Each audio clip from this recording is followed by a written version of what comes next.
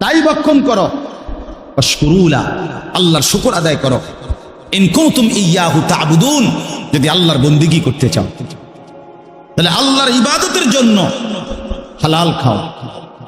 তাহলে হালাল খাওয়া ইবাদতের জন্য বাধ্যতামূলক, নবীদের জন্য, উম্মতের জন্য। কথাটা বুঝছেন কিনা?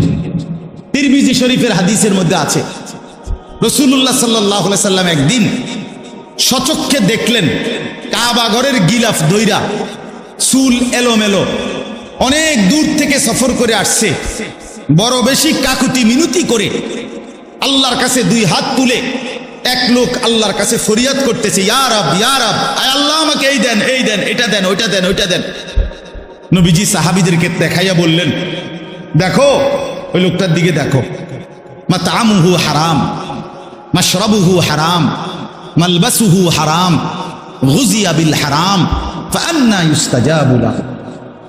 নবী সাল্লাল্লাহু আলাইহি সাল্লাম বলেন, দেখো সে যা খেয়েছে হারাম, সে যা পান করেছে তাও হারাম, সে যে পোশাক পরছে তাও হারাম, তার শরীরের যে গোশতগুলো হয়েছে এটাও হারাম। সে কাবা ঘর মাথাত লইয়া লাইলে কি লাভ হবে? কিভাবে তার দোয়া কবুল হবে? রাসূলুল্লাহ সাল্লাল্লাহু আলাইহি সাল্লাম বলেছেন, ফাআন্না ইউস্তাজাবু লাহু। এই বাপ নিজের উপরে কদর করেন, নিজের উপরে রহম করেন। যেই সন্তানের জন্য, যেই স্ত্রী পুত্র পরিজনের জন্য হারাম খাইলেন, সুদ খাইলেন, ঘুষ খাইলেন, মিথ্যা বললেন, চুরি করলেন, ওজনে কম দিলেন, কাস্টমারকে ঠকাইলেন, বাটপারি চিটারি করলেন, আল্লাহর কসম, আল্লাহর কসম, আল্লাহর কসম, আখিরাত তো মিলবেই না, কবর তো মিলবেই না, দুনিয়াও মিলবে না। এই নাফরমান সন্তান আপনার মৃত্যুর পরে আপনারে মনে রাখবে না, রাখবে না, রাখবে না। দৈন্তান নয় কান্না। আমনে কবরের থেকে 20 বছর পরে আইসা, 10 বছর পরে আইসা দেখে যাইয়েন আমনের ঘরে আপনার রেখে যাওয়া স্মৃতির কিচ্ছু নাই, কিচ্ছু নাই। পরবর্তী 20 বছরের ব্যবধানে খাট, পালং, সোফা, ফার্নিচার, কাছের ফ্লেট, নুনের বাড়ি, আমনে যেগুলো জমায়ে দিয়ে গেছিলেন এটি নাই। জিজ্ঞাসা করবেন শুধু পুত নাতিরে, কিরে বাবা আমারগুলা কই? বলবে এগুলো এখন চলে না, এগুলা ওল্ড মডেল, হালাই দিছি বউ তাকে। তাহলে তোমার সন্তানই তো তোমার দুনিয়া ফেলে দিল, তোমার বংশধরই তো তোমার দুনিয়া ফেলে দিল। তো আখিরাত তো মিললই না, দুনিয়া কোথায় মিলল? দুনিয়া কোথায় মিলল? এই জন্য আল্লাহর দোহাই অনুরোধ করছি, কোনোভাবেই জিফুত পালনের লেগেও সন্তান, বংশধর, ফ্যামিলি, পরিবারের মুখে হাসি ফুটানোর জন্য ওদেরকে, নিজেকে জাহান্নামের আগুনে ফেলে দিয়েন। ওই মুখে হাসি ফোটে না, ওই মুখে জাহান্নামের আগুন পুড়বে, আগুন পুড়বে।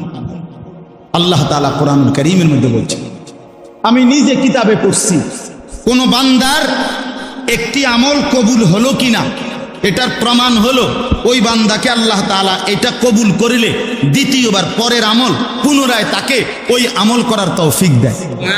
এজন্য যার ফজরের নামাজ কবুল হইছে তাকে আল্লাহ জোহর করার তৌফিক দেয়, যার জোহর কবুল হইছে তারে আল্লাহ আসর করার তৌফিক দেয়, যার আসর কবুল হইছে আল্লাহ তারে মাগরিব করার তৌফিক দেয়, যার মাগরিব কবুল হইছে আল্লাহ তারে এশার নামাজ পড়ার তৌফিক দেয়। তাহলে আমনে চান্দু শুক্রবারের 2 রাকাত নামাজ পইরা আগে দিয়েও ফজর করেন নাই, পরে দিয়েও আসর করেন নাই, মাগরিব করেন নাই, সারা সপ্তাহ নামাজ পড়েন নাই, আমনের জুমার নামাজের কি দশা আমনে বুঝেন? হ্যাঁ, কে বলছে? এই যুবক ছেলেরা, তোমরা যারা শুধু জুমার নামাজ পড়ো, অথবা মাঝ বয়সী যারা, আপনারা যারা শুধু শুক্রবারের 2 রাকাত নামাজ পড়েন, এটা আপনাদেরকে কে শিখাইছে বলেন? কার থেকে আপনারা এটা নিলেন বলেন? কোন আলেমে দ্বীন কোনদিন আপনাদেরকে বলছে যে এক মুসলমানের জন্য নামাজ শুধু শুক্রবারে? কথা বলেন না কেন? তাহলে এটা আপনারা কোত্থেকে নিলেন? কিভাবে নিলেন আপনারা? মসজিদগুলো দোতলা হয়, শুক্রবারে জায়গা হয় না। মসজিদ ভাঙ্গা নতুন মসজিদ হয়, জুমার নামাজে জায়গা হয় না। মসজিদ কি শুধু জুমার নামাজের জন্য না 5 ওয়াক্ত নামাজের জন্য? হ্যাঁ, শুনেন, এটা মনে রাখেন।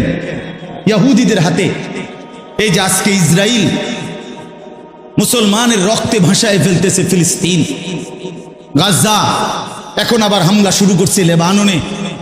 এই ইহুদি বেঈমানরা, এই ইহুদি কাফেররা, ওদের একটা ধর্মের বিশ্বাস আছে জানেন, ওদের ধর্মীয় একটা বিশ্বাস আছে। ওদের পাদ্রীদের কথা, ওদের রাব্বি যাদের ধর্মগুরু, তাদের একটা বিশ্বাস আছে। তারা বলে যে মুসলমান যেদিন জুমা এবং ফজর, মুসলমানের এই দুই নামাজ যেদিন বরাবর হবে, সেদিন মুসলমানের হাতে গোটা পৃথিবী মুসলমানের কদমের নিচে আসবে। কোন নামাজ? জুমা এবং ফজর। আমি নিজে কিতাবে পড়ছি। হ্যাঁ, ইমানের বিজয়ের জন্য, মুসলমানের বিজয়ের জন্য ফজরের নামাজ জরুরি। তাহলে এরপরে কি কথা থাকতে পারে? আল্লাহর কথার উপরে আর কি আবেদন হইতে পারে? এই জন্য ইনশাআল্লাহ এরপরে আপনারা আর যেটুকু সম্ভব হয়েছে বসছেন। এইবার স্বেচ্ছাসেবক ভাইরা জিম্মাদারি আদায় করেন, আদায় করে যেটুকু কেউরে বসাইতে পারলে বসান, আর না যা কোনোভাবেই জায়গা দিতে না পারলে ওনাদেরকে বলেন সামনের বছর আসতে। সামনের বছর ওনারা যেন আগে আগে আসে, তাইলে ওনারা আইসা আগে বসে। এবার তো শিক্ষা হয়েছে যে আগে না আইয়া ভুল হয়েছে, ঠিক না? আল্লাহ তাআলা আমাদেরকে বুঝ দান করে।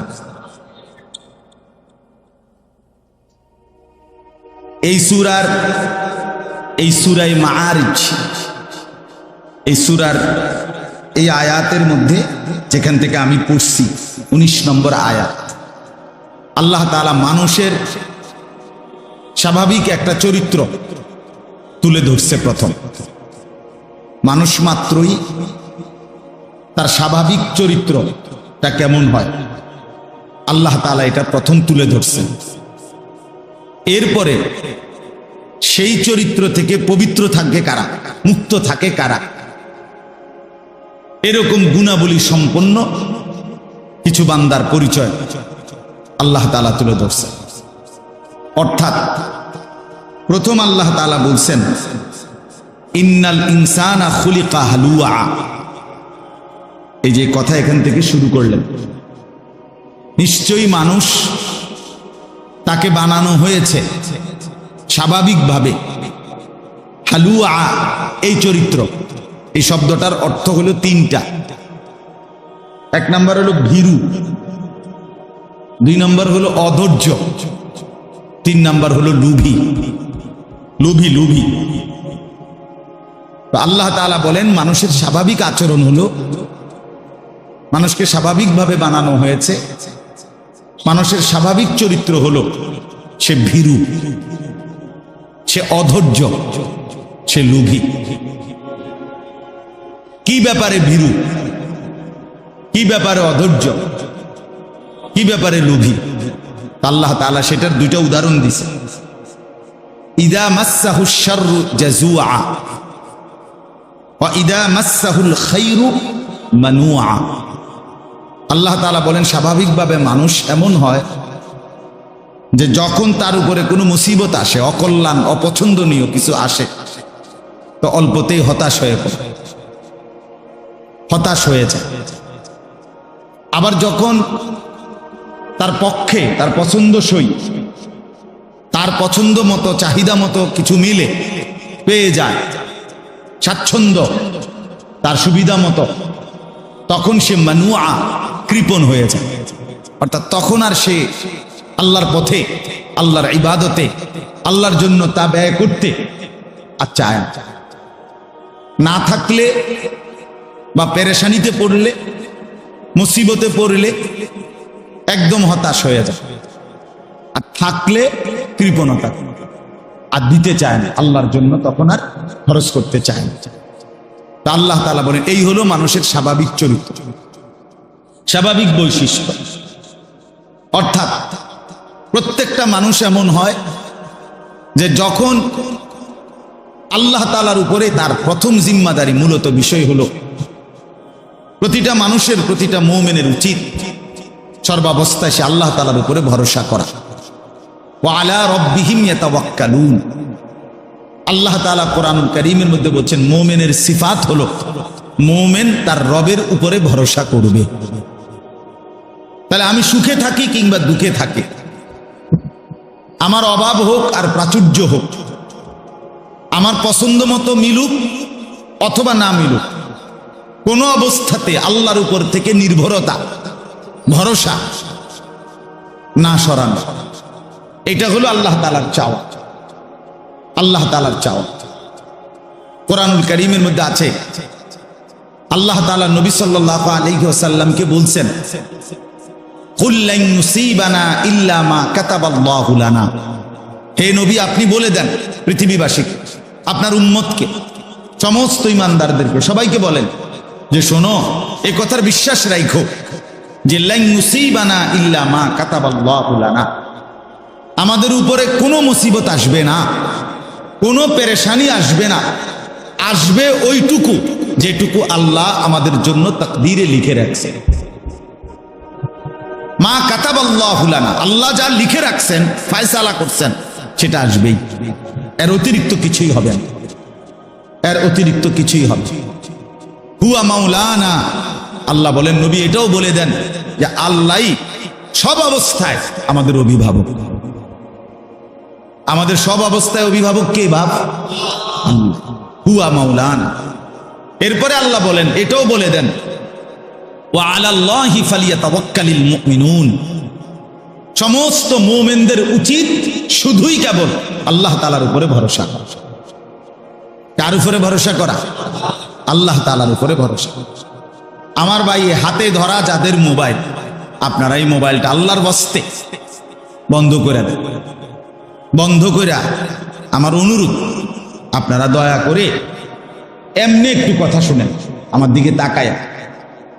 আল্লাহর কথা উলামায়ে কেরামের চোখের দিকে তাকায়া শুনলে বরকত হয়। মোবাইলটারে সামনে যদি হাতের মধ্যে আপনি ধরে রাখেন, এটা একটা দেওয়াল উঠাই দিলেন, আপনি জীবনেও আপনার কোনো পরিবর্তন হবে না, ওই মোবাইলই থাকবে। নিজের কলিজা নড়বে না, দিল নড়বে না, বুঝছেন না? একটা ইন্তেজাম, একটি মাহফিল আল্লাহর কথা পরিবর্তনের জন্য, জিন্দেগি বদলাবার জন্য। কলিজা যদি না নড়ে, বিবেক যদি না নড়ে, নিজের মধ্যে কিছুটা হইলেও যদি নড়াচড়া না আসে, তো শুনিলাম আমি যেমন ছিলাম তেমন, এভাবেই দিনের পর দিন, মাসের পর মাস, বছরের পর বছর, এটা তো হইতে পারে, এটা তো উচিত না। কোরআনুল কারীমের মধ্যে আছে, আল্লাহ তাআলা বলতেছেন সাহাবীদের আখলাক, ওয়া ইযা সামিউ মা উনজিলা ইলার রাসূল তারা আয়ুনাহুম তাফীদু মিনাদ দাম'i। আল্লাহ বলেন, বন্ধু, আপনার সাহাবীরা এমন, যখন আমি আল্লাহ তাআলা কোরআন নাজিল করি আর সেটা যখন আপনার জবান দিয়ে তারা শুনে, আপনি দেখতে পাবেন আপনার সাহাবীদের প্রত্যেকের চোখ থেকে অঝরে পানি ঝরতেছে। কথা ছিল এই, মুমিন কোরআন শুনলে নড়ে চড়ে বসবে। এই বেটা, আমার আল্লাহর কোরআন পড়া হচ্ছে, চুপ, কোনো কথা নেই, এমন হওয়ার কথা। ঈমানদার সারা দেহ নড়ে উঠবে। কোরআনুল কারীমের মধ্যে আছে, আল্লাহ তাআলা বলেন, আল্লাহু নাজ্জালা আহসানাল হাদিস কিতাবাম মুতাশাবিহাম মাসানি তাকশাইরু মিনহু জুলুদুল লাযীনা ইয়াখশাউনা রাব্বাহুম। আল্লাহ বলেন, আল্লাহই নাজিল করেছেন এমন একটি কিতাব যার প্রথম বৈশিষ্ট্য হলো এর সবগুলো কথা সবচেয়ে সুন্দর। দুই, কিতাবান, এটি পরিপূর্ণ একটি পূর্ণাঙ্গ কিতাব, অর্থাৎ যে বিষয় বলতে চাইছে কোরআন তা পূর্ণ মাত্রায় বলছে। মুতাশাবিহান, এই কিতাবের প্রত্যেক কথা একটি আরেকটির সাথে সাদৃশ্যপূর্ণ, এলোমেলো, আউলা জাউলা কোনো কথা নাই। মাসানি, এই কিতাবের বৈশিষ্ট্য এর প্রত্যেকটি কথা বারবার তেলাওয়াতকৃত। কোরআনের এক এক আয়াত কয়বার পড়া হয় কোনটা? আপনি একজন হাফেজ সাহেব জিগান, একটা হেফজখানায় যে বাচ্চা হাফেজ হইছে, আল্লাহর কোরআন হেফজ করছে, সে আপনার এখনো না আপনি শুনছেন যে এই কোরআন শরীফ মুখস্থ করছে, কিন্তু এই কোরআনের এক এক পৃষ্ঠা, এক এক আয়াত, এক এক শব্দ তারে কত হাজারবার পড়তেছে। গত 4 বছর ধরে সে কতবার পড়ছে, 3টা বছর ধরে সে কত হাজারবার পড়ছে। সবক, 7 সবক, আমক, তা এমনি কত ভাবে হিফজ খান।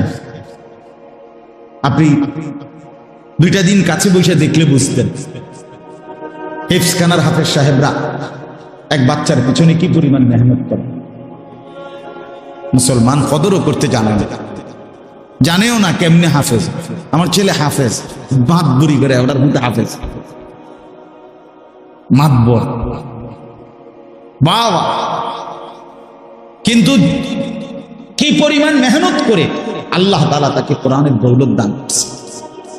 তো এই জন্য বললাম, আল্লাহ তাআলা বলেন মাসানি, বারবার পাঠ করা হয়। তাকশাইরু মিনহু জুলুদুল্লাযীনা ইয়াখশাউনা রাব্বাহুম, এই কথাটা বলার জন্য আমি পড়ছি।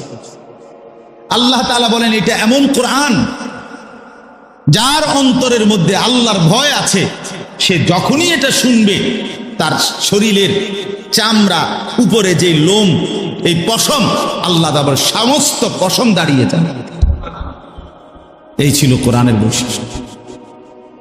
সুম্মা তালিনু জুলুদুহুম ওয়া কুলুবুহুম ইলা যিকরিল্লাহ, অতঃপর তার সমস্ত শরীর এবং তার দিল পুরাটা আল্লাহ তাআলার স্মরণে ঝুঁকে পড়বে। এই ছিল কোরআন।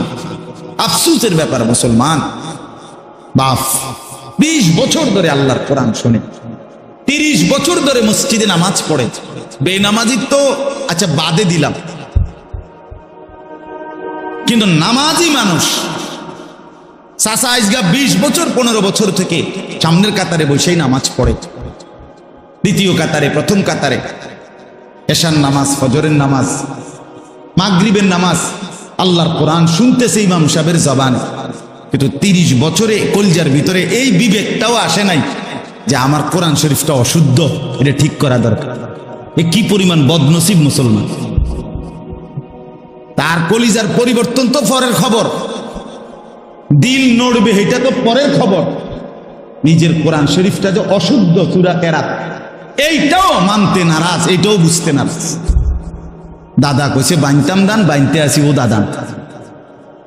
ও দাদান মানে ভিজা ধান, ভিজা ধান ঢেকিতে দিলে এটা সারাদিন বাইরে এলেও ধান থেকে চাউল আলাদা হবে না, হবে না। তাহলে এই জন্য এটা আল্লাহর কোরআনের কথা বলতে গিয়ে বলি, জিন্দেগি যদি না নড়ে, বিবেক যদি না নড়ে, দিল যদি না নড়ে, তা আল্লাহর কোরআন কি শুনবেন, কি বুঝবেন? আপনার অনেক মুসলমান আছেন যাদের কোরআন শরীফ অশুদ্ধ, 90 বছর বয়স, 50 বছর বয়স, 60 বছর বয়স, 30 বছর বয়স, একটা সূরাও ঠিক করে পড়তে পারেন। এবং এটা যে অপরাধ, আমরা এটাই তার দিলে না, এইটা যে একটা পাপ, অন্যায়, এটা যে গুনাহ, এটা যে একটা দুর্ভাগ্য, এইটাও জান, এটাও জান। বছরের পর বছর এক তালে আছে, এক তালে অশুদ্ধ, আত্তাহিয়াতু শুদ্ধ বলতে পারে না, দোয়ায়ে কুনুত শুদ্ধ পড়তে পারে না। এটা যে কোনো ঠিক করা দরকার, এই মানসিকতাও না। শব্দটা হলো সামিআ, আইন, সামি আল্লাহু, আইন, আমনে কোন সামি আল্লাহু লিমান হামিদা, সামিয়া এটা তো ইয়া, তো এটা কি হলো? আপনি 100 বছর পড়লেও তো এটা হয়েছে না।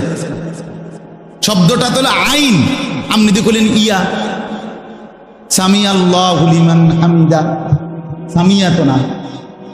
আপনি তো বললেন হামজা, সামিআ, শব্দ তো হামজা না, শব্দ তো ইয়া না, শব্দ কি?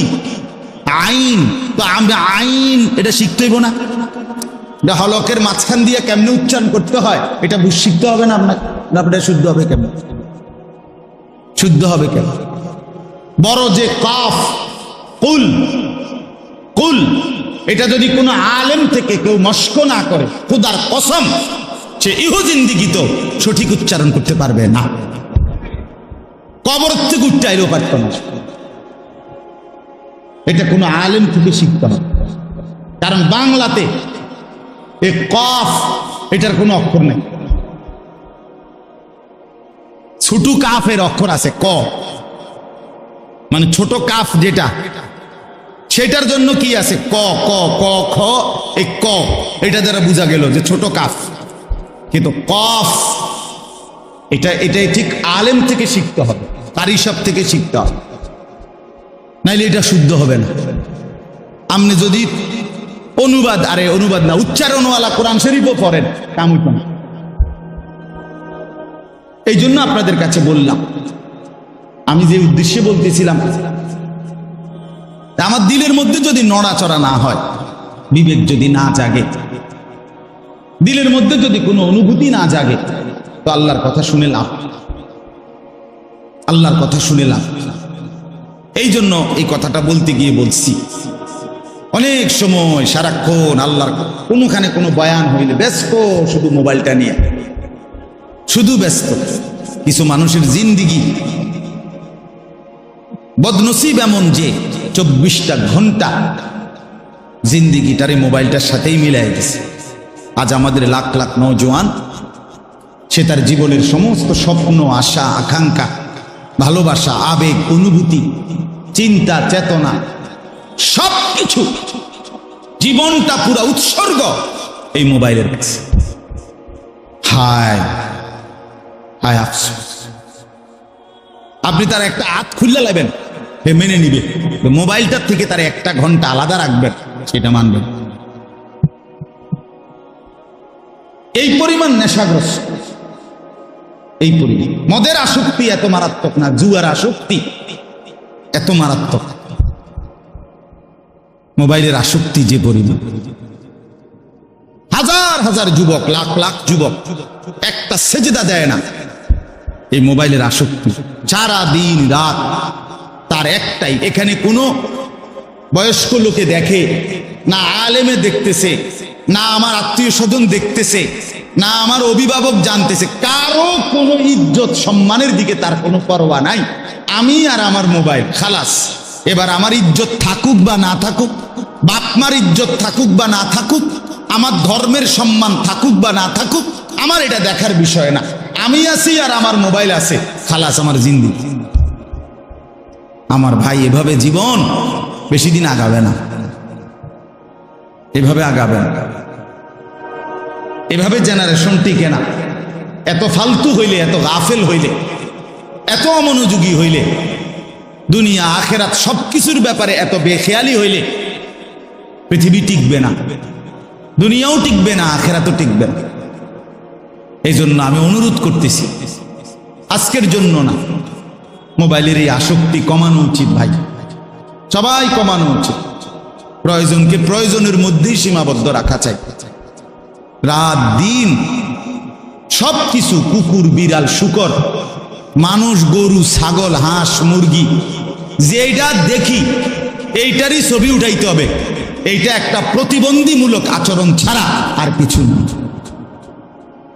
এটা একটা ফালতু কথা, ফালতু অভ্যাস, এটা একটা বদ আখলাক। এই জন্য দয়া করে প্রত্যেকেই ফিকির করেন, ইনসাফের সাথে ভাবেন। যুবক ভাই, আপনারাও ভাবেন, নওজোয়ান তোমরাও ভাবো ভাইয়া, এক মুসলমানের জিন্দিগি এত ফালতু যেন নষ্ট না হয়। আল্লাহ আমাদেরকে বুঝ দান করে। চলেন, আমি আমার কথাটা বলতেছিলাম যে এক মুমিনের সিফাত, এক মুসলমানের সিফাত, আল্লাহ তাআলা চান বান্দা হার হালাতে আমার উপরে ভরসা করো, সুখে থাকো আর দুঃখে থাকো, কার উপরে ভরসা করো? হযরত আব্দুল্লাহ ইবনে আব্বাস রাদিয়াল্লাহু তাআলা আনহুমা, নবীজির একজন বিখ্যাত সাহাবী, আল্লাহ নবী সাল্লাল্লাহু আলাইহি সাল্লামের আপন চাচাতো ভাই। তিনি অনেক বড় মাপের সাহাবী ছিলেন। কোরআন কারীমের সবচেয়ে বড়, নবীজি সাল্লাল্লাহু আলাইহি সাল্লামের পরে সাহাবীদের মধ্যে সবচেয়ে বড় মুফাসসির ছিলেন এই সাহাবী, রাইসুল মুফাসসিরিন। তো উনাকে নবীজি একদিন উপদেশ দিছেন, নসিহত করছে। নসিহত করতে গিয়ে বলছে, ইয়া বুনাইয়া, হে প্রিয় বৎস, ওনার ছোট চাচাতো ভাই ছিলেন, যে শোনো, ইজা সাআলতা ফাসআলিল্লাহ, তুমি যদি কখনো কিছু চাও শুধুই আল্লাহর কাছে চাও। ওয়া ইজা ইসতাআনতা ফাসতাইন বিল্লাহ, তুমি যদি কিছু সাহায্য প্রার্থনা করো শুধু আল্লাহর কাছেই সাহায্য প্রার্থনা। এরপরে বললেন, ওয়া আলাম আন্নাল উম্মাতা লাউ ইজতামাআত আলা আন ইয়ানফাউকা বিশাইইন লাম ইয়ানফাউকা ইল্লা বিশাইইন কাদ কাতাবাহু আল্লাহু লাক। চিরন্তন একটা মূলনীতি নবী বলে দিছে, যে শোনো, গোটা পৃথিবী যদি, সারা পৃথিবী একত্রিত হয়ে সিদ্ধান্ত নেয় তোমার একটা উপকার করবে, নবী বলেন কসম, তোমার কোনো উপকার কেউ করতে পারবে না, তোমার কেবল ওই উপকারটাই হবে যেটা আল্লাহ তাআলা তোমার জন্য লিখে রেখেছে। ওয়ালা বিজতামাউ আলা আন ইয়াদুররুকা বিশাইইন লাম ইয়াদুররুকা ইল্লা বিশাইইন কাদ কাতাবাহু আল্লাহু আলাইকা। এরপরে নবী বলেন, শোনো, সারা পৃথিবী মিলে যদি সিদ্ধান্ত নেয় তোমার একটা মুসিবত করবে, ক্ষতি করবে, বিপদে ফেলবে, তোমার একটি মুসিবতে দিবে, তোমাকে কেউ তোমাকে কোনো মুসিবতে ফেলতে পারবে না, কেবল তোমার ওই মুসিবতটাই আসবে যেটা আল্লাহ তাআলা তোমার জন্য তাকদীরে লিখে রাখছে। তাহলে সুখের প্রতিবিন্দু আল্লাহর পক্ষ থেকে আসে, দুঃখের প্রতিবিন্দু কার থেকে আসে? যিনি হাসান তিনি কাঁদান। মুখের হাসি যার দান, চোখের পানি তারই দান। ওয়া আন্নাহু হুয়া আবহাকা ওয়া আবকা, আল্লাহ বলেন তিনি হাসান, তিনি কাঁদান। তাহলে আনন্দ বেদনা, সুখ দুঃখ, প্রাপ্তি অপ্রাপ্তি, প্রত্যাশা মতো হওয়া অথবা না হওয়া, সর্বাবস্থায় মূলত ফয়সালাটা কার? আল্লাহ। আল্লাহ। মাখলুক থেকে কিছুই হয় না, সব হয় কার থেকে? আল্লাহ থেকে। আল্লাহ থেকে। আল্লাহ থেকে। আল্লাহই করেন সব, আল্লাহই করেন। তো এখন আল্লাহ তাআলা বলেন, স্বাভাবিক যেই মানুষের মধ্যে দ্বীন নাই, ঈমান নাই, আল্লাহর বন্দেগী নাই, আল্লাহ তাআলার সাথে সম্পর্ক নাই, তো সেই মানুষের স্বাভাবিক অভ্যাস হইল সে ভীরু, সে লোভী, সে অধৈর্য।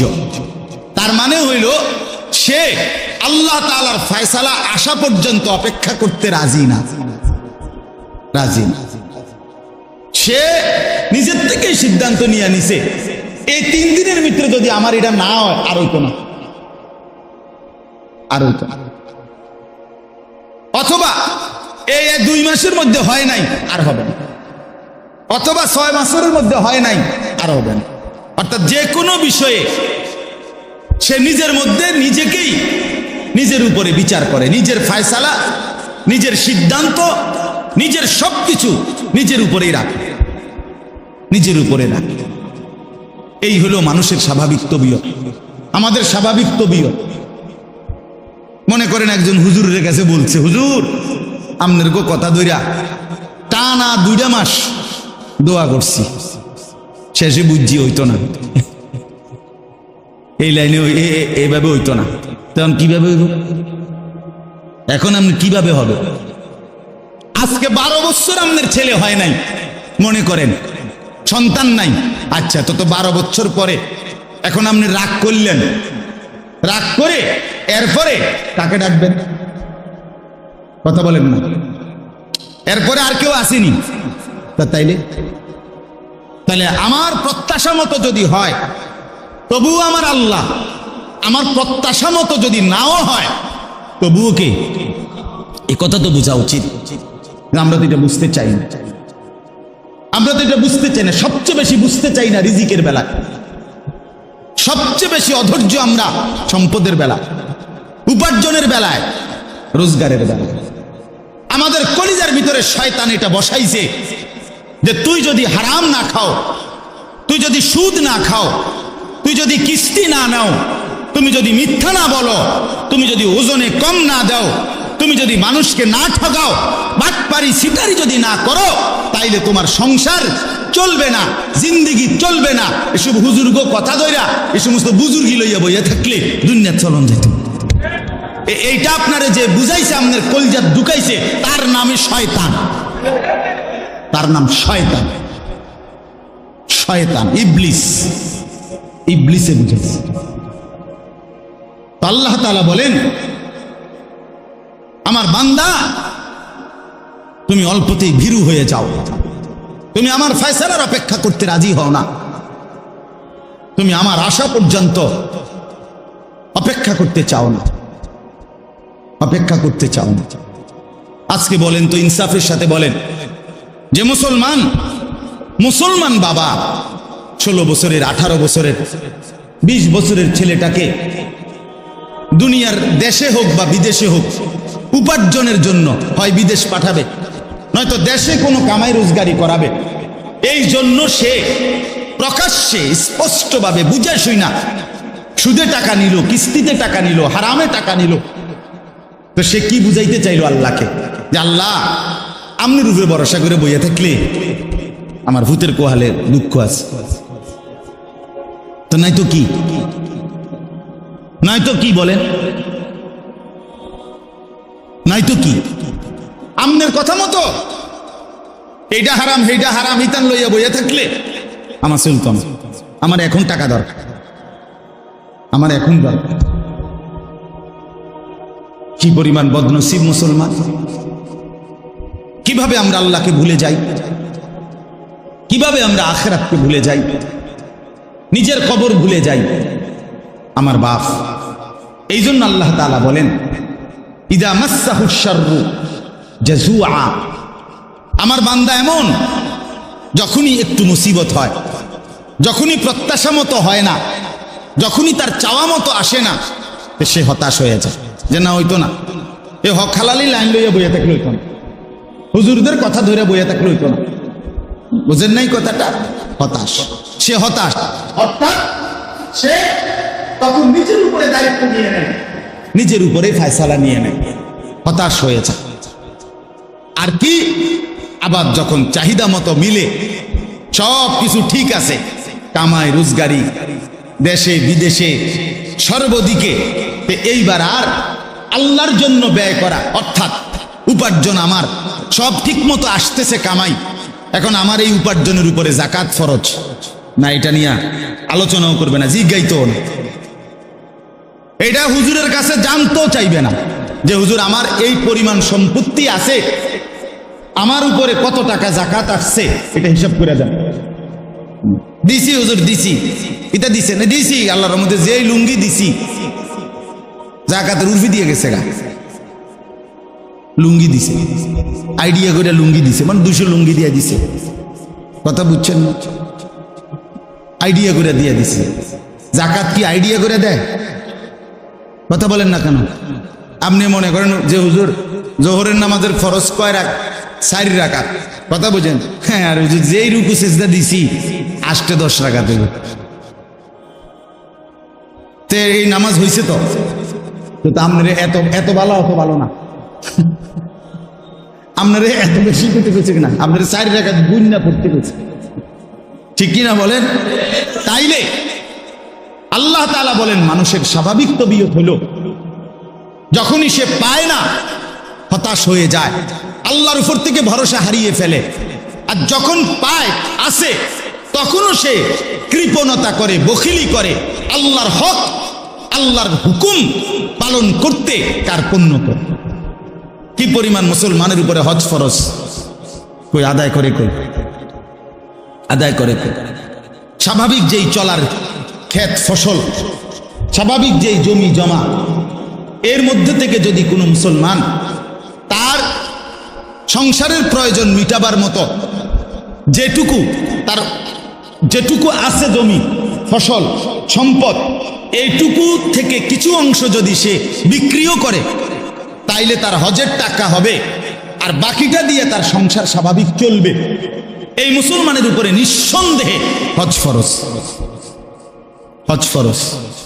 রাসূলুল্লাহ সাল্লাল্লাহু আলাইহি সাল্লাম বলছে যে হজ ফরজ হওয়ার পরেও হজ করে নাই, না করে মরে গেল, খোদার কসম নবী বলছে আমি জানি না এটা কি ইহুদি মরছে না খ্রিস্টান মরছে, বাকি মুসলমান মরে নাই এটা জানি। নবীজি এ কথাও বলে নাই যে আমি জানি না এটা কি মুসলমান মরলো না বেঈমান মরলো, না এ কথা বলে নাই, বলছে আমি জানি না এটা কি ইহুদি মরছে না খ্রিস্টান মরছে? কত বড় কথা! না, উনি বৈশা রয়েছে 3 ফুট বিদেশ গেছে, এখন 3 ফুটের ঘরে 2 জন কইরা 6 জন নাতি, তারা বিদেশ গিয়া সারছে।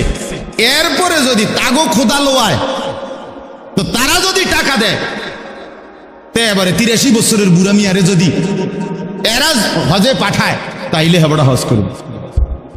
আমি হুজুর করতে আনবো, আমার কি আর হেইটিয়া পয়সা আসেনি? আলাপ করে গপ, বুঝেন না? গপ মারে, সাদওয়ানের গপ, বাহ, লম্বা লম্বা গপ মারে। কথা বুঝছে? আপনার কিচ্ছু নাই। অথচ কোনো ব্যক্তির মৃত্যুর আগে তার সন্তান তো তার সম্পত্তির ওয়ারিস হয় না। কথা বলেন না কেন? মৃত্যুর আগে সম্পত্তির ওয়ারিস হয় তো সব তো আমনেরই। আমনের নাই কিচ্ছু তখন না যখন আপনি কবরে যাবেন, হে শুনে না, বুঝেন নাই কথা? আপনি জীবিত থাকাকালীন তো আপনারই সব এগুলো। এই বাড়ি আপনারই, এই ঘর আপনারই, এই সম্পদ আপনারই সব এগুলো, আপনার উপরেই তো হজ ফরজ। তো আল্লাহ তাআলা বলেন, ওয়াইদা মাসসাহুল খায়রু মানুআ, আমি যখন পছন্দ মতো কিছু দেই তখন কার্পণ্য করে আমার হুকুম আদায় করতে সচেষ্ট হয় না। আর যখন কখনো মুসিবতে ফেলি তো সেই আমি আল্লাহর উপরে হতাশ হয়ে পড়ি, আমার উপরেই অভিযোগ দিয়ে দেয় যে হা খোদা হুজুর, না আমরা কোয়ালে ব্যবসা নাই, না হুজুর যত কথা এখন ব্যবসা আমার কপালে নাই। কি তৈছে না কার পুরা মায়ের কি মায়ের ওই এই কেজি প্রতি 25 পয়সা করে আমার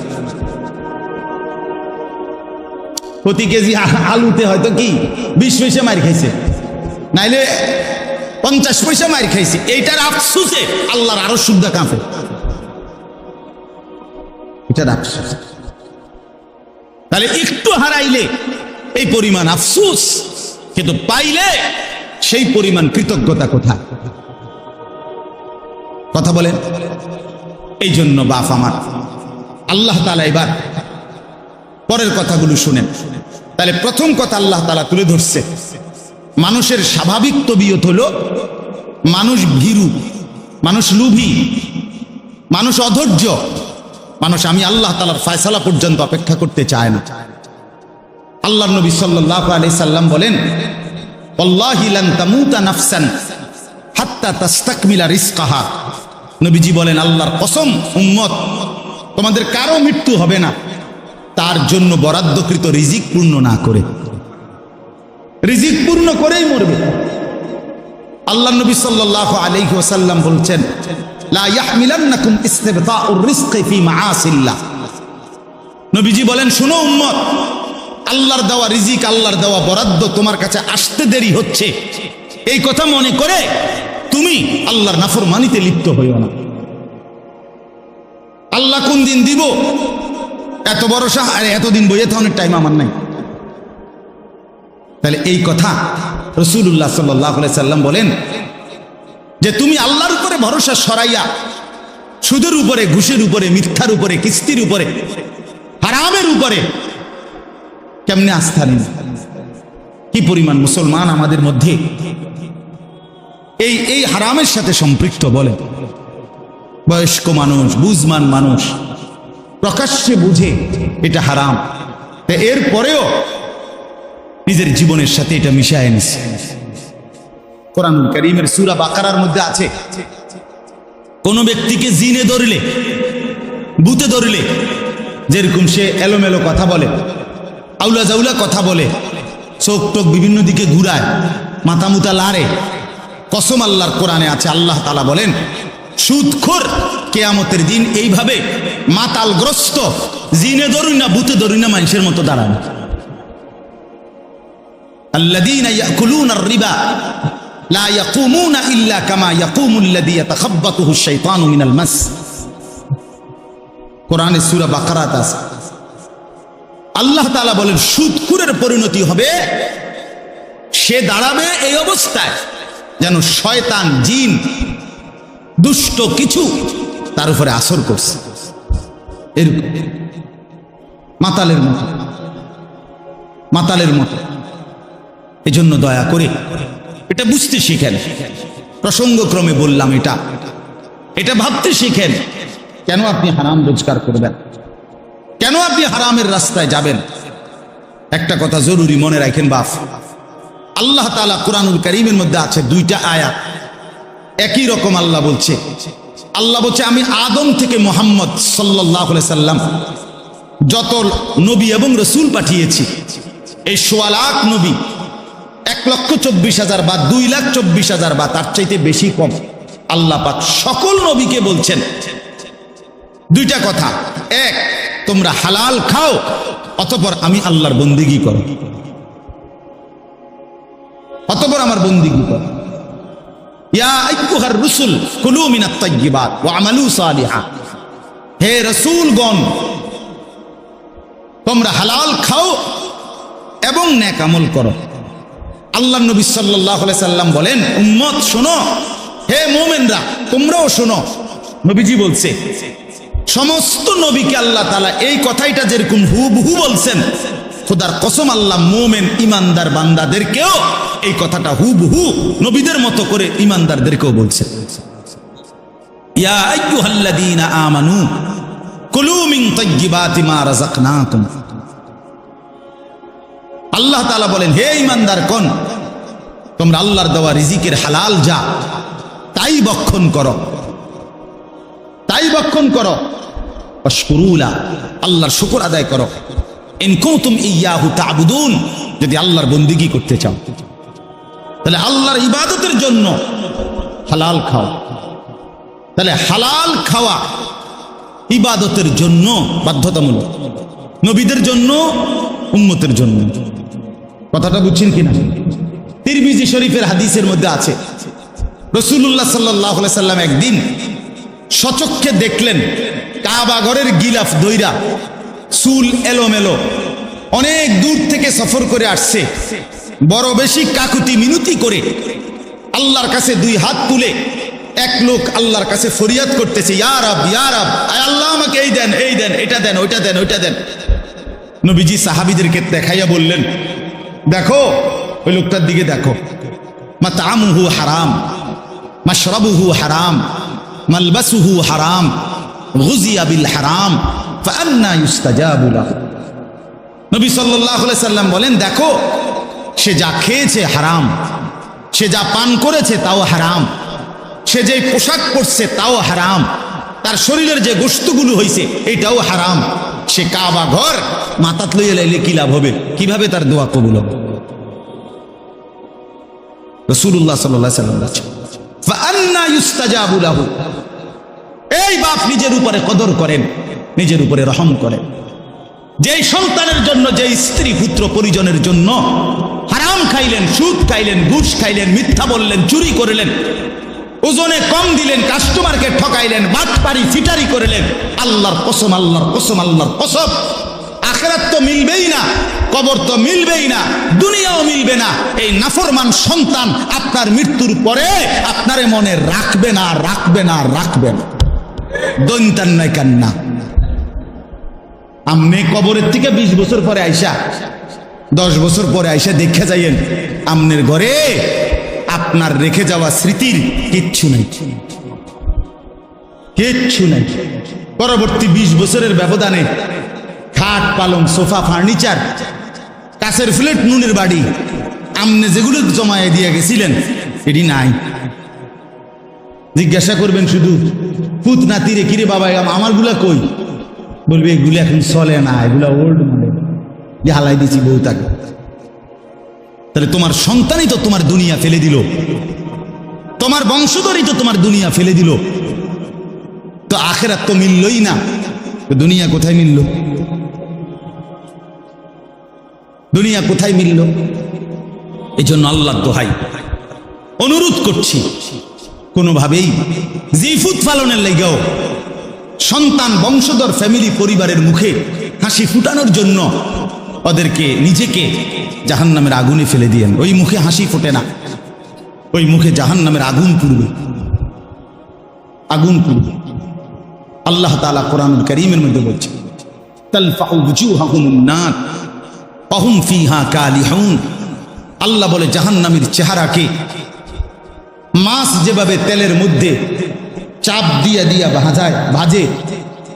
এক পিঠে চাপ দিলে যেরকম ভাজি করে আবার আরেক পিঠে। খোদার কসম আল্লাহ বলছেন জাহান্নামীর দুই চেহারাকে, গালকে এইভাবে জাহান্নামের আগুনে চাপ দিয়ে দিয়ে পোড়ানো হবে। ওয়াহুম ফিহা কালিহুন। আল্লাহ বলে জাহান্নামীর চেহারাটা বিভৎস কালো হয়ে যাবে। আলাম তাকুন আয়াতি তুতলা আলাইকুম ফাকুনতুম বিহা তুকাদ্দিবুন। আল্লাহ বলেন, আল্লাহ তখন বলবেন জাহান্নামী, আমি আল্লাহর আয়াত, আমার হুকুম, আমার বিধান বারবার তোমার কাছে পড়া হয়েছিল, বলা হয়েছিল, শোনানো হয়েছিল, কিন্তু ফাকুনতুম বিহা তুকাদ্দিবুন, তুমি না ফরমান, আমার প্রত্যেকটা কথাকে মিথ্যা মনে করেছিলে। এই আয়াত এই সূরার শুরুতেই আছে। আল্লাহ বলেন ইউবাসসারুনাহুম ইয়াওয়াদ্দুল মুজরিমু লাউ ইয়াফতাদি মিন আযাবি ইয়াউমিইদিন বিবানিহি। আল্লাহ বলেন নাফরমান হাসরের ময়দানে জাহান্নামের দৃশ্য দেখতে পাবে। জাহান্নামের দৃশ্য যখন দেখবে, খোদার কসম আল্লাহ বলেন প্রত্যেক পাপী নাফরমান আল্লাহকে বলবে, আল্লাহ আমাকে জাহান্নাম থেকে বাঁচিয়ে দেন, বিনিময়ে আজকের এই দিনে আমার যত সন্তান তাদেরকে জাহান্নামে দিয়ে দেন। ওয়া সাহিবাতিহি, আমার স্ত্রীকে জাহান্নামে দিয়ে দেন। ওয়া আখিহি, আমার ভাইকে জাহান্নামে দিয়ে দেন। ওয়া ফাসিলাতিহি আল্লাতি তুউযি, আমার মহল্লাবাসী যাদের সাথে আমি থাকতাম তাদেরকেও জাহান্নামে দিয়ে দেন। ওয়া মান ফিল আরদি জামিআ, আল্লাহ গোটা জমিনের সমস্ত মানুষকে জাহান্নামে দিয়ে দেন। সুম্মা ইউনজি, বিনিময়ে শুধু আমারে বাঁচায়া দেন। আল্লাহ আমারে বাঁচায় দেন। জাহান্নামের দৃশ্য দেখে সে এই পরিমাণ ভয় পাবে। আল্লাহ বলেন কাল্লা, কি বলবেন? কাল্লা, না বান্দা কখনোই হবে না। ইন্নাহা লাযা, জাহান্নামের আগুন বড় লেলিহান আগুনের শিখা। নাজ্জাআতাল লিশশাওয়া, চামড়াগুলোকে একদম গলায়া ফেলবে, চামড়াগুলোকে পুড়ে ছাই করে ফেলবে। কুল্লামা নাদিজাত জুলুদুহুম বাদদালনাহুম জুলুদান গায়রাহা। আল্লাহ বলেন নাফরমানের জাহান্নামে চামড়া যখন জ্বলে যাবে, সাথে সাথে চামড়া নতুন করে বানিয়ে দেয়া হবে। কুল্লামা আরাদু আন ইয়াখরুজু মিনহা উঈদু ফিহা। আল্লাহ বলে জাহান্নামী যখন আগুনের মধ্যে সাঁতার কাইটা পারে আসতে চাইবে, ফেরেশতা তখন লাথি দিয়া আবার আগুনের মধ্যেই ফেরত দিয়ে দিবে। এই কথাগুলো কোরআনের আয়াত। ইন্নাল মুজরিমিনা ফি আযাবি জাহান্নাম খালিদুন। আল্লাহ বলে নাফরমান জাহান্নামের আযাবের মধ্যেই থাকবে চিরস্থায়ী। লা ইউফাত্তারু আনহুম, এক সেকেন্ডের জন্য বিরতি দেয়া হবে না। ওয়াহুম ফীহি মুবলিসুন। আল্লাহ বলে জাহান্নামী অনন্তকাল জাহান্নামে বিষণ্ণ মলিন চেহারা নিয়েই পড়ে থাকবে, কোনোদিন হাসি ফুটবে না। ওমা যালামনাহুম ওয়ালাকিন কানু হুমুজ জালিমিন। আল্লাহ বলবেন জাহান্নামী, বিশ্বাস করো বান্দা, আমি তোর উপরে জুলুম করি নাই বান্দা, তুমি নিজেই নিজের উপরে জুলুম করেছো। দুপুর 1টা বাজে জোহরের আজান হইছে, আরেকবার 4টা বাজে আসরের আজান হইছে, মাঝখানে 3টা ঘন্টা সময় ছিল বান্দা। 12 রাকাত নামাজ পড়তে 3 ঘন্টা লাগতো না, কিন্তু তুমি নাফরমান, আমার দেওয়া 3টা ঘন্টা পাত্তা দিলা না। ফজরের নামাজ ছিল মাত্র 4 রাকাত, সময় তো ছিল 1 ঘন্টার মতো। 4 রাকাত নামাজ পড়তে তো বান্দা 1 ঘন্টা লাগে না, 10 মিনিটেই তো হয়ে যেত। তো তুমি তো ইচ্ছে করে আমার দেওয়ার সময়টাকে গুরুত্ব দিলা না। আমি তো আগের টাইমে তোমারে আমি ঘুম পাড়াইছি, সারা রাত আমি আল্লাহ অন্ধকারের কালো চাদর দিয়ে দুনিয়া ঢেকে দিয়েছি। আমি যদি এই রাত্রি অন্ধকার না বানাইতাম, তুমি বান্দা আরাম করে কেমনে ঘুমাইতা?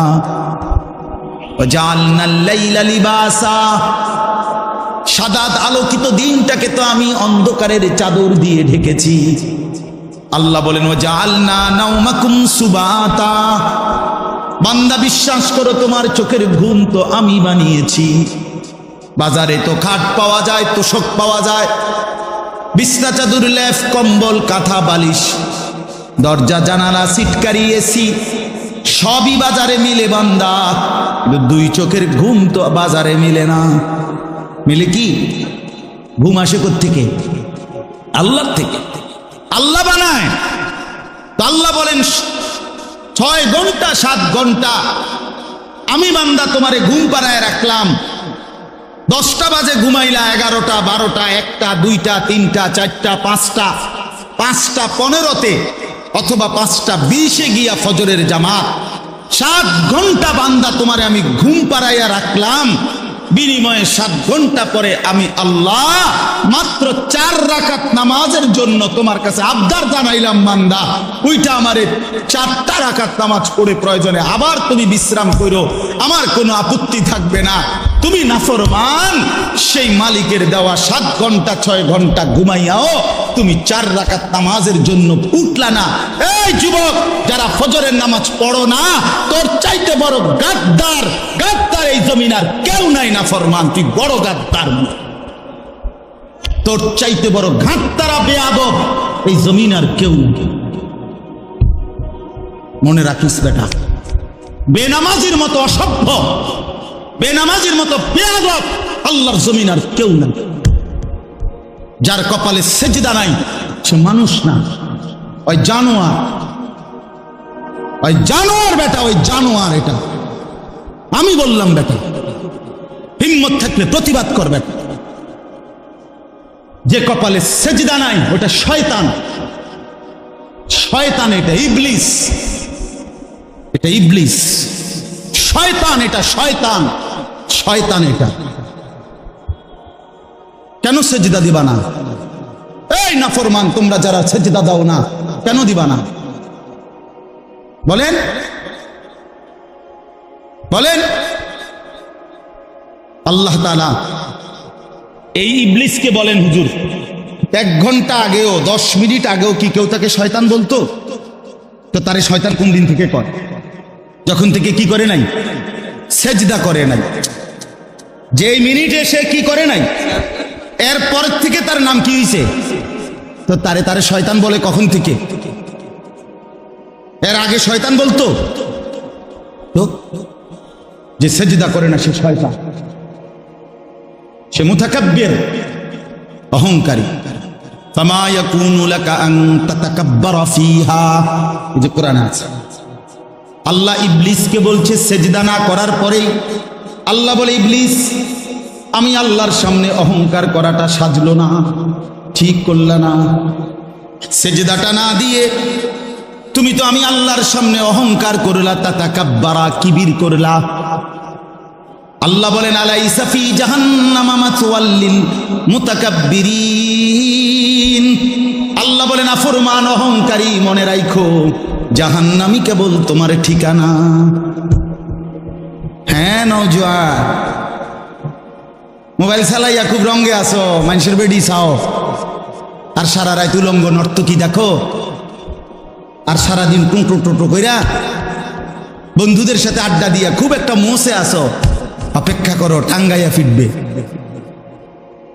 অপেক্ষা করো, রঙের গুড্ডি শেষ হয়ে যাবে। একদিন দেখবা তুমি আর যুবক নাই, হয় বৃদ্ধ হয়ে গেছো নয় কবরে চলে গেছো। অমিনকুম মান ইউতাওয়াফা মিন ক্বাবলু অমিনকুম মান ইউরাদ্দু ইলা আরযালিল উমর। আল্লাহ তাআলা বলেন, অসংখ্য শিশু যখন যৌবনের দিকে আসতে থাকে, আমি আল্লাহ তাআলা এরই মাঝে কাউকে মৃত্যু দিয়ে দেই আর কাউকে বৃদ্ধ বানাই।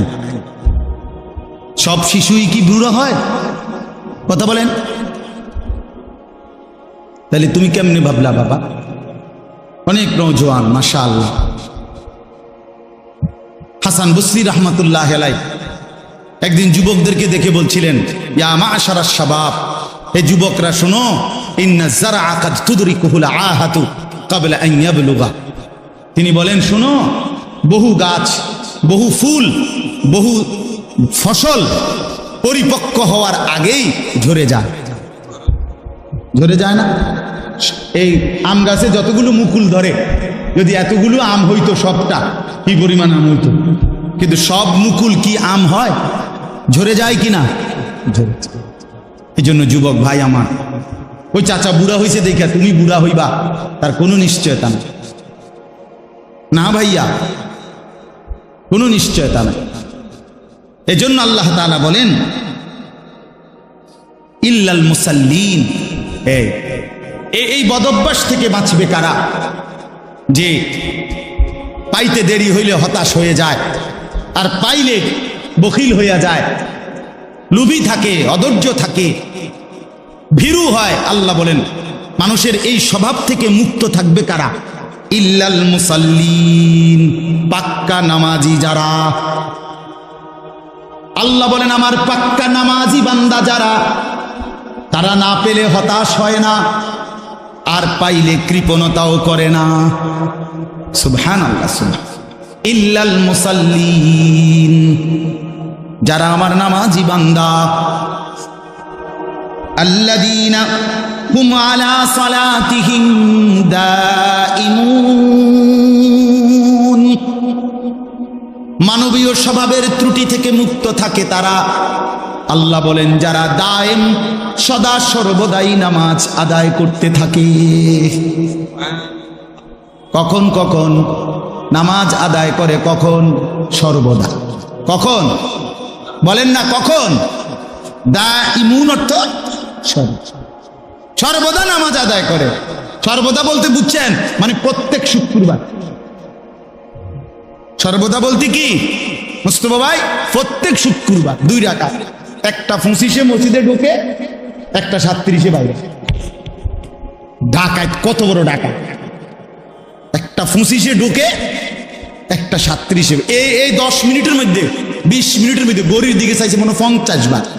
কারণ এই যে গুড়া কিরমি কামড়ায়, গুড়া কিরমি কামড়ায়, ইবলিসে কামড়ায়। ইবলিসে তো মসজিদের বাইরের থেকে ডাক দেয়, এতক্ষণ বইয়ে রয়েছে মসজিদে, কি করো? তাড়াতাড়ি বাইরে বেড়া, তোর মতো লোক কি মসজিদে বইয়ে থাকুন না? এই জন্য ইমাম সাহেব সালাম ফিরাইতে দেরি, সাথে সাথে মসজিদ থেকে বাইর হয়ে যায়। হায় মুসলমান, পরবর্তী 4 রাকাত সুন্নতে মুআক্কাদা নামাজ ইমাম সাহেবের আব্বা সম্পত্তি দেখা শুধু ইমাম সাহেবে পড়ে, সামনের কাতারের মুসল্লিরা পড়ে, আর আপনাদের জন্য এই নামাজের হুকুম নাই, এই জন্য আপনারা বের হয়ে যান নাকি? এটাই শরীয়ত? কথা বলেন না কেন? এটাই দিন? তাহলে এই 2 রাকাত নামাজ পড়া, শুধুমাত্র শুক্রবারে জুমার নামাজ, শুধুমাত্র 2 রাকাত নামাজ, এইটুকুই মনে রাখবেন। আমি নিজে কিতাবে পড়ছি, কোন বান্দার একটি আমল কবুল হলো কিনা এটার প্রমাণ হলো ওই বান্দাকে আল্লাহ তাআলা এটা কবুল করিলে দ্বিতীয়বার পরের আমল পুনরায় তাকে ওই আমল করার তৌফিক দেয়। এজন্য যার ফজরের নামাজ কবুল হইছে তাকে আল্লাহ জোহর করার তৌফিক দেয়, যার জোহর কবুল হইছে তারে আল্লাহ আসর করার তৌফিক দেয়, যার আসর কবুল হইছে আল্লাহ তারে মাগরিব করার তৌফিক দেয়, যার মাগরিব কবুল হইছে আল্লাহ তারে এশার নামাজ পড়ার তৌফিক দেয়। তাহলে আমনে চান্দু শুক্রবারের 2 রাকাত নামাজ পড়া আগে দিয়েও ফজর করেন নাই, পরে দিয়েও আসর করেন নাই, মাগরিব করেন নাই, সারা সপ্তাহ নামাজ করেন নাই, আমনের জুমার নামাজের কি দশা আমনে বুঝেন? হ্যাঁ, কে বলছে? এই যুবক ছেলেরা, তোমরা যারা শুধু জুমার নামাজ পড়ো, অথবা মাঝ বয়সী যারা, আপনারা যারা শুধু শুক্রবারের 2 রাকাত নামাজ পড়েন, এটা আপনাদেরকে কে শিখাইছে বলেন? কার থেকে আপনারা এটা নিলেন বলেন? কোন আলেমে দ্বীন কোনদিন আপনাদেরকে বলছে যে এক মুসলমানের জন্য নামাজ শুধু শুক্রবারে? কথা বলেন না কেন? তাহলে এটা আপনারা কোত্থেকে নিলেন? কিভাবে নিলেন আপনারা? মসজিদগুলো দোতলা হয়, শুক্রবারে জাগা হয় না। মসজিদ ভাঙ্গা নতুন মসজিদ হয়, জুমার নামাজে জাগা হয় না। মসজিদ কি শুধু জুমার নামাজের জন্য না 5 ওয়াক্ত নামাজের জন্য?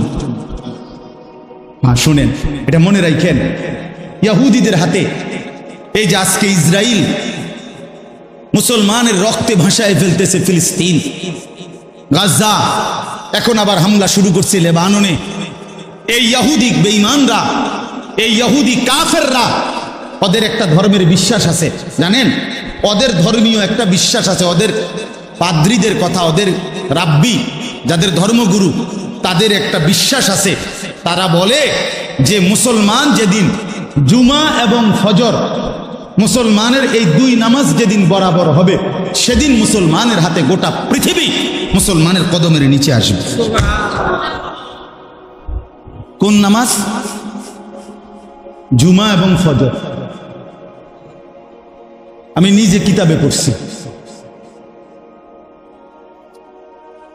হ্যাঁ হ্যাঁ, ইমানের বিজয়ের জন্য, মুসলমানের বিজয়ের জন্য ফজরের নামাজ জরুরি, জানেন?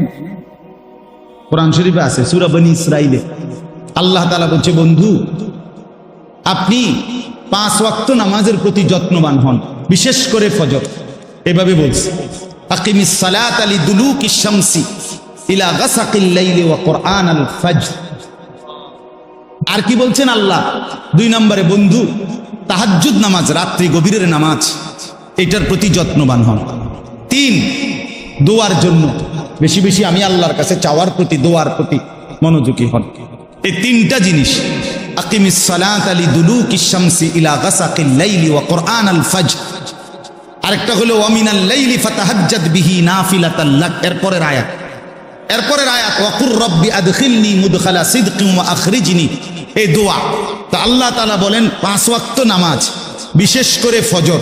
তাহলে ফজর সহ 5 ওয়াক্ত নামাজ, তাহাজ্জুদ নামাজ এবং দোয়া, এই 3 আমলে যখন ইমানদাররা অভ্যস্ত হবে, তো 4 নম্বর এরপরের আয়াত, বিশ্বাস করেন, এরপরের আয়াত ওয়াকুল জাআল হাক্কু ওয়া যাহাকাল বাতিল, এই আয়াতটা এরপরের আয়াত।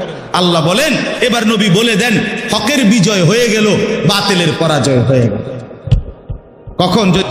যদি এই 3টা কি হয়, এই 3টা পূর্ণ। অনেক যুবক ভাই ইসলামের জন্য যারা নিজের অন্তরের মধ্যে দরদ অনুভব করো, ভাই অনুরোধ আমার, নামাজ পড়তে হবে, নিজে কষ্ট করতে হবে। শুধু 2টা স্লোগান মারলে হইতো না ভাইয়া, হবে না। ইসলামের শত্রুরা হুঁশিয়ার, সাবধান। শত্রু যদি কয়, দোস্ত তুমি মুইতা ফানি লওনি, তুমি আজকে সারাদিনে 5 ওয়াক্ত নামাজ পড়ছো নি, তুমি বলবা না, আমি পেশাব করে পানি নেই না, ঢিলা কুলুক ব্যবহার করি না, টয়লেট পেপার ব্যবহার করি না, 5 ওয়াক্ত নামাজ পড়ো নাই, তোমার এই স্লোগানে দুশ্মন কি হয় না, ভয় পায়, ভয় পাবে। এই জন্য ভাইয়া আমার, দয়া করে আল্লাহ তাআলা বলেন, আমার সেই বান্দাগুলো আমার আলাদা, যারা নামাজি, যারা কি বলেন না, যারা কি নামাজ, আল্লাযীনা হুম আলা সালাতিহিম দাঈমুন, যারা সর্বদা নামাজ আদায় করে। 5 ওয়াক্ত নামাজ, 5 ওয়াক্ত নামাজ। আমার শায়েখ আরিফ বিল্লাহ হাকিমুন নফস আল্লামা মুফতি মুশতাকুন নবী কাসিমি হযরত দামাত বারাকাত গতকালকেও সুদর্ণপুরে ইসলাহি মজলিসে বয়ানের মধ্যে এটা বলতেছিলেন যে হযরত বলেন যে আমার দিল বলে, আমার মন বলে, 5 ওয়াক্ত নামাজ যে জামাতের সাথে পূর্ণ ঠিকমতো আদায় করলো, তার যেন জান্নাতে যাওয়ার ক্ষেত্রে কোনো বাধা থাকবে না, কোনো বাধা থাকবে না, কোনো বাধা থাকবে না। এই জন্য দয়া করে 5 ওয়াক্ত নামাজে অভ্যস্ত হন। যুবক ভাই, নামাজ পড়েন। রাসূলুল্লাহ সাল্লাল্লাহু আলাইহি ওয়াসাল্লামের আখিরি ওসিয়ত নামাজ। জিবরাইল আর আজরাইলকে সামনে রাইখা নবী আম্মা জান আয়েশাকে, নিজের স্ত্রীকে বলছে, আয়েশা আমি যাই আমার মালিকের কাছে, যাওয়ার আগে তোমারে শেষবারের মতো বলে গেলাম আসসালাত, আমার উম্মতরে বইল নামাজের দিকে খেয়াল রেখেছে। নামাজের দিকে খেয়াল করি। হযরত ওমর রাদিয়াল্লাহু তাআলা আনহু 10.5 বছর মুসলমানদের খলিফা ছিলেন, বাদশাহ ছিলেন, আমির ছিলেন। 10.5 বছর তিনি মসজিদে ইমামতি করতেন, নবীর মসজিদে। এই 10.5 বছর পরে একদিন ফজরের নামাজের ইমামতি অবস্থায় প্রথম রাকাতে এক অগ্নিপূজক ছদ্মবেশে চাদর মুড়ি দিয়ে আইসা সামনের কাতারে হযরত ওমর ইমামের জায়গায় এই প্রথম রাকাতে ওই বেঈমান আবু লুকলু মাজুসি কোমর থেকে ধারালো ছুরি বাইর করে হযরত ওমর রাদিয়াল্লাহু তাআলা আনহুর কোমরের মধ্যে নামাজরত অবস্থায় ছুরি দিয়া 7-8টা গায়ে দিছে। রক্তে নারী ভুরি সহ ওমর রাদিয়াল্লাহু তাআলা আনহু যখন চাপ দিয়া দইরা এরপরে প্রথম কাতার থেকে হযরত আব্দুর রহমান ইবনে আউফ, একজন সাহাবী, বিখ্যাত সাহাবী, আশারায়ে মুবাশশারার একজন, এই উনারই ইমামের জায়গাত আইনা হযরত ওমর রাদিয়াল্লাহু তাআলা আনহু একসাথে সরে গিয়ে রক্তে ভাসতেছে। এই অবস্থায় একটা কথাই শুধু বলছে, আব্দুর রহমান, আগে নামাজ শেষ করো, তারপরে আমারে ধৈর্য। কাটা মুরগির মতো ওমর পাশে তরফাইছে, সাহাবায়ে কেরাম আগে নামাজ আদায় করছে। প্রিয় বন্ধু, ইসলামের জন্য যদি কিছু মনে পড়ে, আখিরাত মনে পড়ে, সেজদা দিতে হবে। আমি শক্ত কথা বলছি আর কি, সেজদাবিহীন আসলেই মানুষ হয় না। আল্লাহ কোরআনে বলছে, মনের ইচ্ছা মতো যে চলে সে ইনহুম ইল্লা কাল আনআম। আল্লাহ বলেন সে মানুষ নয়, সে চতুষ্পদ জন্তু। চতুষ্পদ জন্তু। এজন্য ভাইয়া নামাজ পড়া দরকার, নামাজ পড়া দরকার। অনেক যুবক ভাই সামনে আছে, দাঁড়িয়ে আছো, সবার কাছে অনুরোধ, নিজের উপরে কদর করো ভাই, নিজের উপরে দয়া করো। এই মোবাইল শেষ পর্যন্ত ভালো কিছু দিবে না, এই বন্ধুদের আড্ডা শেষ পর্যন্ত ভালো কিছু দিবে না, ভালো কিছু দিবে না। শেষ পর্যন্ত আমরা একাই, কবরে তো একাই, দুনিয়া তো একাই। আমরা বাস্তবতা হলে একা। আচ্ছা, আমার যে মনে করেন আমিও সবসময় ভাবি আমি একাই। আমার যদি পেটে ব্যথা করে, আর কারো পেটে ব্যথা করে না, আমি একাই। আমার যেদিন পাও ভাঙছে সেদিন আমার বন্ধুদের পাও ভাঙে নাই, আমারই পাও ভাঙছে। আমার যেদিন জ্বর উঠছে গত সপ্তাহে, আমার সাথে তো আমার বন্ধুদের জ্বর উঠে নাই, আমি একাই। আমি হাসলে আমি কাঁদলে আমরা প্রত্যেকে একাই মূলত। কাজেই নিজেকে ভুলে যাওয়া, নিজের আখিরাত ভুলে যাওয়া, নিজের মরণ ভুলে যাওয়া, এটা জীবনের ব্যর্থতা, পরাজয়, এটা লাঞ্ছনা। আল্লাহ আমাদেরকে বুঝ দান করে, আল্লাহ আমাদেরকে বুঝ দান করে। আল্লাহ তাআলা বলেন, ওয়াল্লাযীনা ফী আমওয়ালিহিম হাক্কুম মা'লুম। আমার প্রিয় বান্দা তারা, আমার প্রিয় বান্দা তারা যারা এই কথা জানে যে তাদের সম্পদের মধ্যে নির্ধারিত হক আছে, লিসসাইলি ওয়াল মাহরুম, অভাবী, দুস্থ, বঞ্চিত, অসহায়ের জন্য তাদের সম্পদের মধ্যে হক আছে। অর্থাৎ আমাকে এটা মনে রাখতে হবে, আমার যে 10টা টাকা আয়, 100টা টাকা আয়, 50টা টাকা আয়, এর মধ্যে পুরাটা টাকা আমার না। আমার এই টাকার মধ্যে একটা অংশ গরিবের আছে, এতিমের আছে, বঞ্চিতের আছে, মাহরুমের আছে। আল্লাহর রাস্তায় খরচ করা এটা আমার সম্পদের নিয়মিত ডেইলি দায়িত্ব। বুঝছেন আমার কথা? একটা গুরুত্বপূর্ণ কথা বুঝেন, কোরআনুল কারীমের মধ্যে আপনারাও শুনছেন, যত জায়গায় নামাজের কথা আছে তত জায়গায় আল্লাহর রাস্তায় খরচের কথা আছে। এটা শুনছেন না? এই কথা, এটা যাকাতের কথা আছে, ইনফাকের কথা আছে। এখানেও তো এই মাত্র বলল, আল্লাযীনা হুম আলা সালাতিহিম দাঈমুন। প্রিয় বান্দা তারা যারা নিয়মিত নামাজ পড়ে। আবার বললেন, প্রিয় বান্দা তারা যারা নিজের সম্পদে গরিব, দুঃখী, অসহায়, এতিম, ফকির, মিসকিনের হক আছে এ কথা মনে করে। তাহলে বোঝা গেল আমার সম্পদ পুরাটা, যাই আমার উপার্জন, পুরাটা আমার না। পুরাটা কার না? কথা বলেন না। আমার না, পুরাটা আমার না। এটাই আমার শেষ কথা আজকে, পুরাটা আমার না, এটা মনে রাখতে হবে। কোরআনুল কারীমে আমাদের একজন পাকিস্তানের বুজুর্গ ছিলেন, হযরত মাওলানা মুফতি রশিদ আহমদ লুধিয়ানভি রাহমাতুল্লাহি আলাইহি, ওনার একটা কিতাবে আমি পড়ছি, উনি খুব সুন্দর একটা কথা বলছেন, কয় যে সূক্ষ্মভাবে আমাদেরকে শয়তান একটা কথা ভুলাইয়া দিছে। উনি বলছেন একদিন বয়ানে, কি কয় যে পুরা কোরআনুল কারীমের মধ্যে যেখানেই নামাজের কথা সেখানেই আল্লাহর রাস্তায় খরচ করার কথা আছে। তার পরপর এই যে প্রথমেই আছে আল্লাযীনা ইউমিনুনা বিল গায়ব ওয়া ইউকিমুনাস সালাতা ওয়া মিম্মা রাযাকনাহুম ইউনফিকুন। এই অর্থ হলো যারা গায়েবের প্রতি ঈমান আনে, নামাজ কায়েম করে এবং আমার দেওয়া সম্পদ থেকে খরচ করে।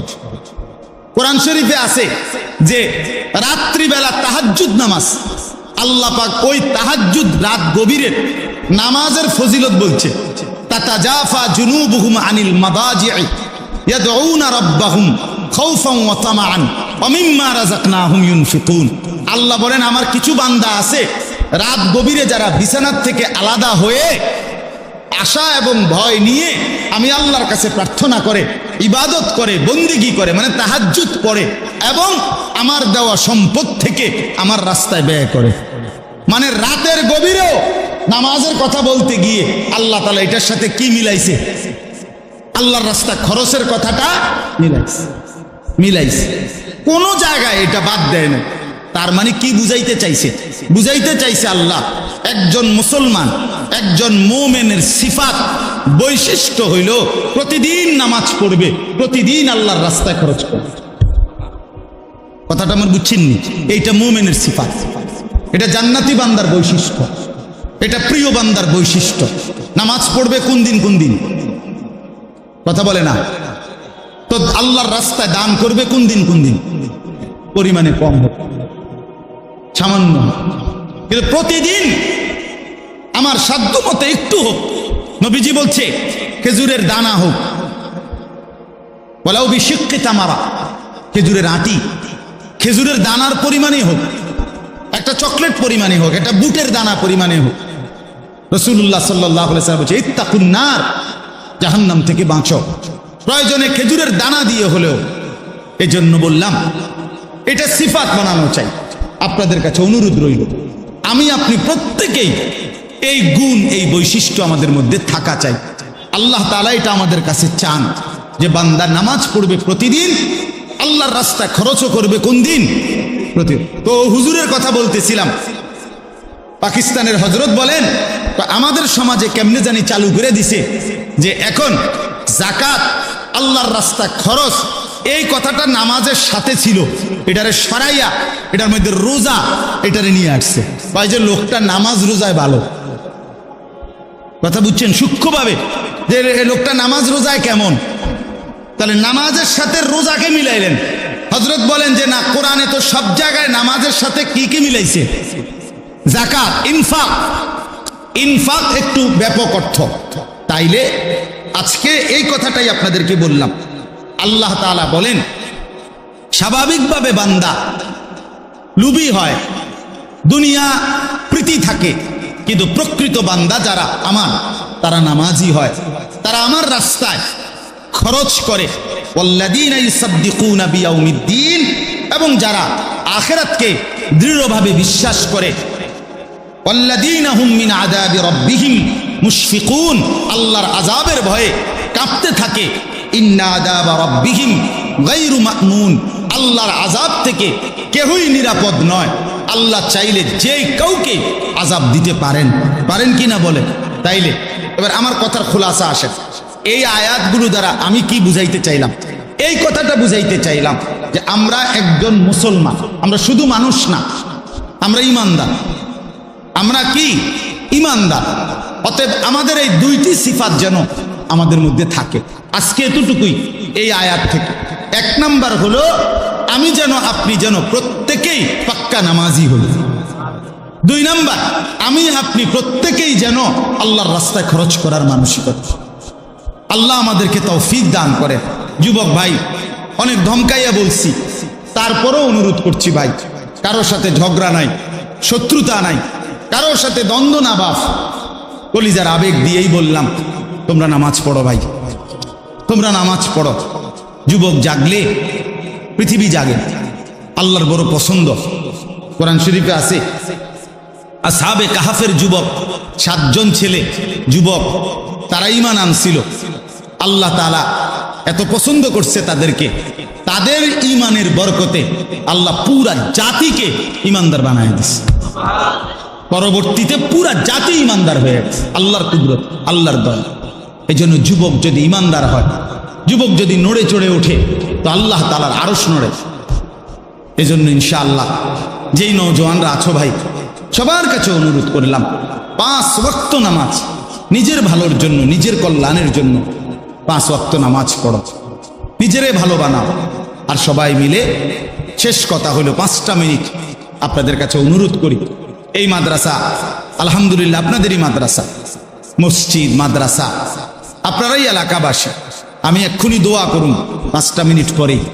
আপনাদের কাছে অনুরোধ করছি, মাদ্রাসার সামান্য কাজ বাকি আছে, মাদ্রাসার দোতলার ছাদ আপনার কাজ বাকি আছে। আপনারা মেহেরবানি করে দয়া করে আল্লাহর ওয়াস্তে তালেবে ইলম আল্লাহর কোরআন পড়বে। আমার হযরত বলে মাদ্রাসা মহল্লাবাসীর কাছে 3টা জিনিস চায়, দোয়া, আতফাল, আমওয়াল। মহল্লাবাসী যেন দোয়া করে মাদ্রাসার জন্য, মহল্লাবাসী যেন নিজেদের সন্তানকে পড়তে দেয়, আরেকটা হইল মহল্লাবাসী যেন দান সাদকা করে। এই জন্য আপনাদের কাছে অনুরোধ, দয়া করে 5টা মিনিটে মেহেরবানি করে মাদ্রাসার এই বাকি আপনারাই দিছেন, আগেও দিছেন, আমরা জানি, শুনছি, আজকেও 5টা মিনিটে যদি বলেন মহব্বত করে, এটা মুমিনের সিফাত, ইমানদারের বৈশিষ্ট্য। ইমানদার নামাজও আদায় করে নিয়মিত, আল্লাহর রাস্তায় খরচও করে নিয়মিত। অতএব আপনারা প্রত্যেকে ইনশাআল্লাহ একটু একটু করে যেটুকুই হয়, আপনি 5000 দেন, 1000 দেন, 2000 দেন, এভাবে একটু সময় বললে, লিখে নিলে ইনশাআল্লাহ বরকত হবে। দিলেও 4-5 মিনিট, না দিলেও 4-5 মিনিট, দয়া করে মেহেরবানি করে ফিরায় দিয়েন না।